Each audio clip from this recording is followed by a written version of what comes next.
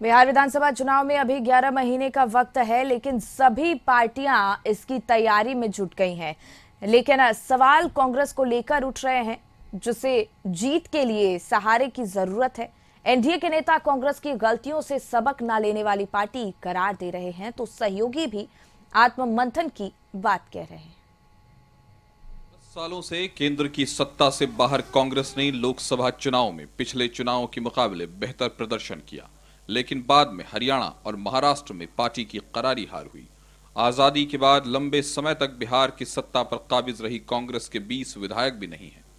अगले विधानसभा चुनाव में एनडीए पीएम मोदी के करिश्मे और नीतीश कुमार के भरोसे चुनावी मैदान में उतरने की तैयारी में है, तो कांग्रेस आरजेडी के भरोसे है।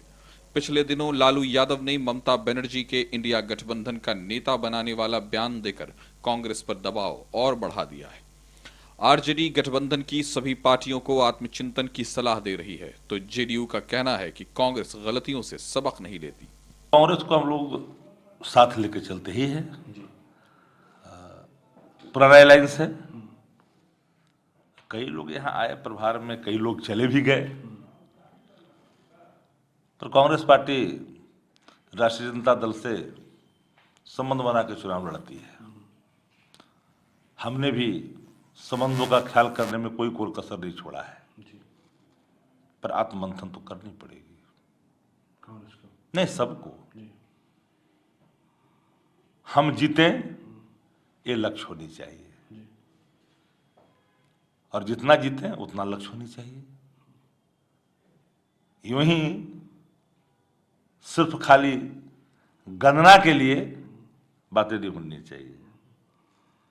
जरूरत आन पड़ी है सबको एक जगह, एक मंच पर होकर के, और आगे 2025 के चुनाव को देखें। कांग्रेस आने वाले कुछ वर्षों के बाद अजायब घर की पार्टी बन जाएगी, यानी वो म्यूजियम और आर्काइव की पार्टी घोषित हो जाएगी। जिस प्रकार से कांग्रेस पार्टी अपना आचरण व्यवहार देश और राज्य के पॉलिटिक्स में कर रही है, कांग्रेस का आने वाले दिनों में कोई नाम लेवा नहीं बचेगा।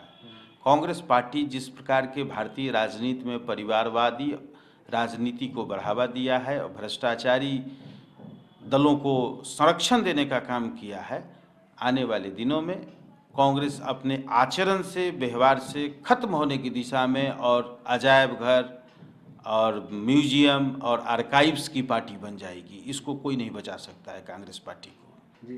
अमरलत्ती जो दूसरे के सहारे जीती है, अमरलत्ती का अपना कुछ खरपतवार नहीं होता है, अपना अमरलत्ती का कोई मजबूत किला नहीं होता है, किसी के सहारे के ऊपर जीवित रहती है। तो कांग्रेस पार्टी अमरलत्ती के रूप में है। कांग्रेस पार्टी देश के सभी राज्यों में किसी न किसी के सहारे वो राजनीति कर रही है और अपना खुद का स्टैंड नहीं है, स्टैंड विहीन कांग्रेस पार्टी है।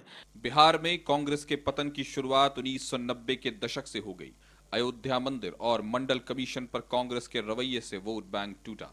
1990 के बाद बिहार में कांग्रेस की हालत खस्ता रही और बाद में पार्टी ने अकेले चुनाव लड़ने की ताकत भी खो दी और जीत के लिए आरजेडी के समर्थन पर निर्भर है।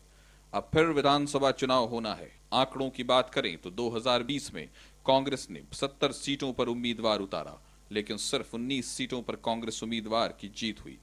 इससे पहले 2015 में कांग्रेस ने 40 सीटों पर चुनाव लड़कर 27 पर जीत दर्ज की थी। 2020 में महागठबंधन की हार की वजह कांग्रेस का खराब प्रदर्शन भी माना जाता है। कांग्रेस का वोट बैंक लगातार सिकुड़ता जा रहा है। कई जिले ऐसे हैं जहां कांग्रेस के उम्मीदवार लंबे समय से चुनाव नहीं जीत पाए, तो कुछ सीटें ऐसी हैं जहां हर बार चुनाव लड़ने के बाद भी पार्टी उम्मीदवार हार रहे हैं। कांग्रेस के पास न तो कोई विजन है, न तो कोई नेतृत्व करता है। 1990 के बाद कांग्रेस ने जिस प्रकार से लालू प्रसाद यादव के साथ गठबंधन करने का काम किया, बिहार की जनता उसके बाद उनसे दूरियां बनाने का काम करना शुरू किया। आज तो लालू प्रसाद यादव के इशारे पर कांग्रेस के उम्मीदवारों का चयन होता है। तेजस्वी प्रसाद यादव के इशारे पर कांग्रेस के उम्मीदवारों का ऐलान होता है। स्थिति तो यह है कि आज कांग्रेस का हाथ बिना लालटेन के उठ नहीं सकता है। कि दरअसल 2024 के लोकसभा चुनाव में पूरे बिहार ने ये देखा कि कांग्रेस का स्ट्राइक रेट कितना बेहतर रहा।